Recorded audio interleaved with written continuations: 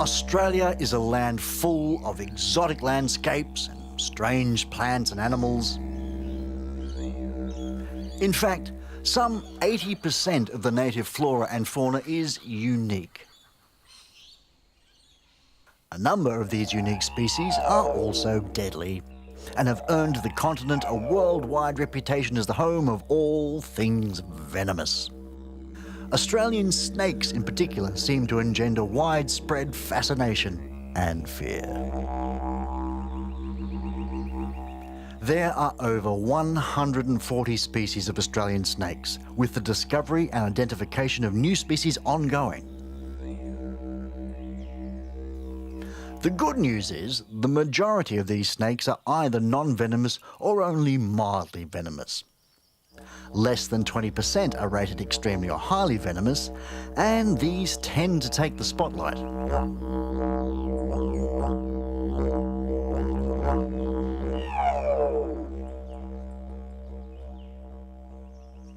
Many of the world's top 10 most venomous snakes are found only in Australia. The inland taipan is a shy snake that lives in sparsely populated areas and rarely comes in contact with humans. Scientific tests show venom from a single bite can kill about 250,000 mice or 100 humans. Brown snakes are also in the top 5 on the list, with these snakes accounting for around half of all current Australian snakebite fatalities. This death adder buries itself in leaf litter or sand and can lie perfectly still for days. They then strike with incredible and deadly speed if accidentally stepped on or if underestimated because of their sedentary behaviour. So where did Australia's highly venomous snakes come from? And why are so many unique to its shores? The why is difficult to determine because of poor fossil records due to the reptile's bone fragility. Recent discoveries of snake fossils in the Northern Hemisphere, however, put the reptiles on Earth for at least 165 million years. Around the time of these first snake fossils, continental drift saw Australia still part of Gondwanaland. Continental drift continued with Gondwanaland, slowly breaking into the Southern Hemisphere continents we know today. During a 30 million year period while Australia was completely isolated, its plants and animals continued to develop unique characteristics as it continued drifting north. Eventually, Australia bumped into Asia, and scientists see the resultant land bridge as a possible answer as to where venomous snakes originated. When Australia and Asia separated again, these new snakes had a further 25 million years to evolve and adapt before the first recorded humans, the Indigenous people of Australia, arrived.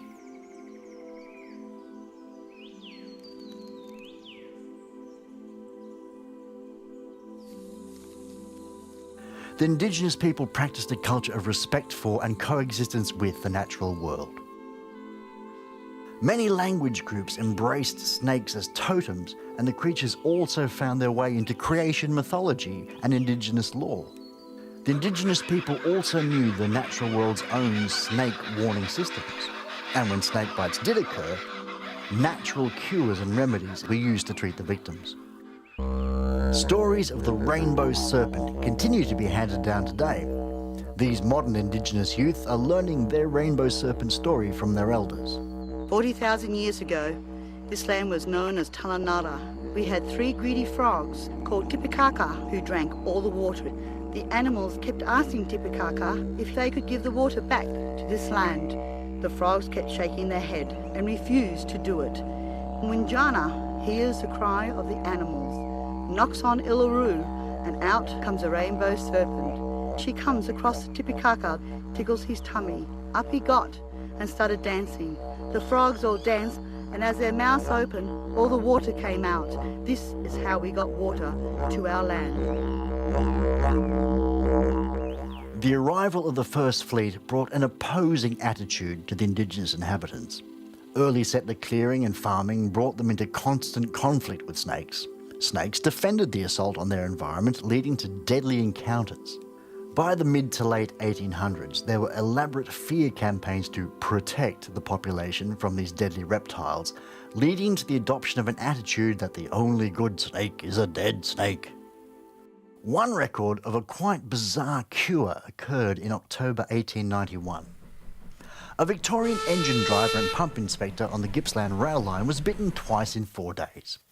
A black snake first bit the victim on his hand on Monday the 12th, and he suffered only a slight drowsiness and returned to work on the Friday, where he was bitten again, on the same hand, presumably by the same snake.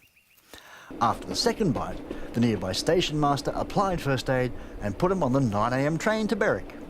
Once there, the doctor injected him with strychnine, then put him on another train to Dandenong. When his train arrived at 1:30 PM, he was taken immediately to the nearby chemist shop and injected with more strychnine. 2 sailors were commandeered to walk him up and down the street in between additional injections of strychnine that were now accompanied by injections of ammonia and shots of brandy. The patient continued to deteriorate, and the bizarre treatments continued, including at one stage an injection of ether, an early anaesthetic. He was thought to have died, but was revived by this and other treatments throughout the night, with newspapers reporting the recovery and survival as indicative that medical skill and indomitable perseverance could cope with and nullify the death-dealing effect of snake poisoning, even in the most adverse circumstances. Today, in excess of 3,000 snake bites are still recorded in Australia annually, resulting in 2 to 3 deaths. The large majority of bites occur in urban locations, including suburban backyards, as the expanding urban footprints continue to destroy the habitats of native birds and animals. So where are these snakes to go? Their needs are simple: food, water and shelter. Unfortunately, for keen gardeners and landscapers, their own backyards provide all three and offer snakes an invitation to a 5-star experience. Snakes bite to defend when they feel threatened, and with a proportion of Australians still believing the only good snake is a dead snake, efforts to kill the reptiles often result in bites. Snake professionals believe Australia's annual snakebite figures can be dramatically reduced with a little common sense and by adopting an attitude of living in harmony with these cold-blooded neighbours. Their number one rule is to never approach a snake or assume it is non-venomous. These professionals also suggest a few simple tips to make your backyard less attractive. Don't leave unscreened windows or doors open day or night. During the day, snakes are seeking shelter. And during the night, many are seeking food. Keep backyards rubbish-free. Dense gardens, wood heaps or clutter provide perfect shelter for snakes during the heat of the day. Household pets, such as caged birds, fowls or small mammals, attract snakes looking for an easy meal. Similarly, garden ponds or water features encourage snakes that prey on frogs and birds. And if they do pop in, call a professional snake catcher for help. Snakes roamed Australia for millions of years before humans arrived, and will undoubtedly continue to roam the land for millions more. In the 21st century, it should no longer be the only good snake is a dead snake, but instead the only good snake is one left alone. Knowing that snakes are dangerous and aware of their history, Australians should respect these neighbours and understand that living in harmony is not only possible, it's good for your health.